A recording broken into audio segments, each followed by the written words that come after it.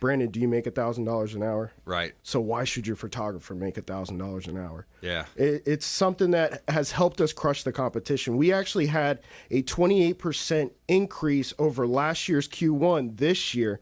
And I think the majority of that success is due to the fact that we're opening satellite territories. Yeah. And Jacksonville, after a year and a half, has finally popped off. So now Jacksonville is profitable. So what we're seeing is that it takes approximately a year and a half to open up these new satellite territories for them to be profitable. You know, you have to figure out the right kind of audience there. We don't live there, so we have to actually go travel there, meet with the realtors, meet with the locals, see what kind of vibe you get there, and then start marketing towards those individuals on Google ads, Bing ads. We just started doing Bing ads again because Bing actually is 30% of global searches, while I think Google is like 69%, and then 1% goes to the rest of like Yahoo, DuckDuckGo,